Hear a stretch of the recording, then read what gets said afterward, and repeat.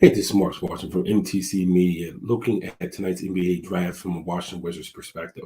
Now, I asked earlier in the week, what would I do in a perfect world if I had the Wizards number 10 pick? And my thing would be find a package to move up to four, with Sacramento being a trade partner, giving up the number 10 pick, giving up Kyle Kuzma, giving up a future number one that's top five protected, along with a couple of seconds for the fourth pick, and then throw in a player from Sacramento to make it work.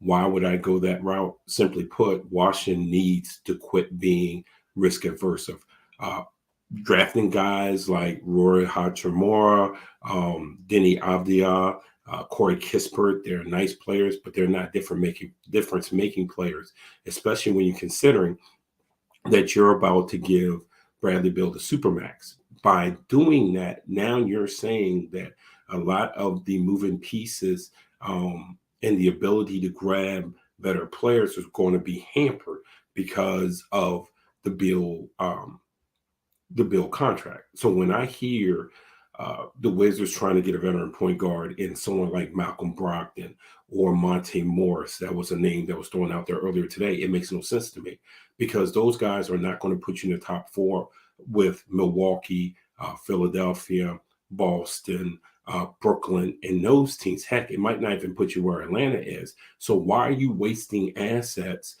to get a player that's not going to help you? By moving to four and maybe getting a Jaden Ivey, what you're doing is, by the time those teams are 4 years older, probably have had to lose guys because of contractual obligations, because CB, so on and so forth. Now you have a piece that's a young piece that, when the East is actually available, you can really chart your path forward. You'll have an aging Beal by then.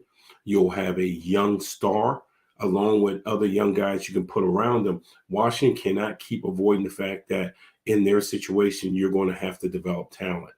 You're not going to be able to Ernie Grunfeld your way by just getting these mid-level type of veterans and you throw them in there. This was the mistake the Wizards made before, and it's the reason why they're in the position that they're in. Malcolm Brogdon and Monte Morris only shows that Ted Leonsis is going right back to a formula that just does not work in the NBA.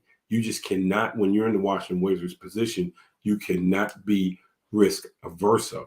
Now, if they don't consummate a move up, if I'm the Wizards, I move down. And I don't know if they'd have a trade partner at 10. I'd move down and see if I could get an additional pick. If that doesn't happen, if they have to stay at 10, I mean, you're looking at Johnny Davis would probably work out very well there. In that sense, he would have to expand the shot out because he's another mid-range shooter, a lot like Bill. And now you're talking what sort of spacing issues will you have if you try to play those two together, so on and so forth. So for me, the Washington Wizards should be as aggressive as possible, because those picks later aren't going to mean anything if you're going to just go ahead and draft the next mid-level guy or trade away for the next average veteran out there that's not going to help you get to where the fans deserve for you to be trying to get to. And that's the problem with the Wizards. For Ted Leonsis needs to quit this whole "we just want to make the playoffs" thing and actually try to build a winner.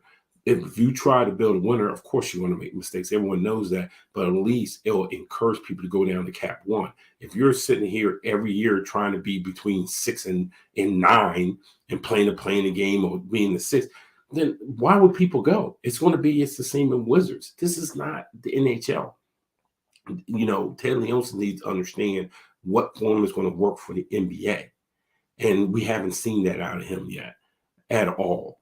So please do what you can to get up to 4. If you can't get up to 4, trade down. You got to get creative. But if you're just going to sit there at 10 and take the next mid-level guy or give away the 10th pick for Malcolm Brogdon or Monte Morris, it's the same old stuff, man. And just like when you've tried it before, it's not going to work. And the Wizards fans deserve better than that. Smart.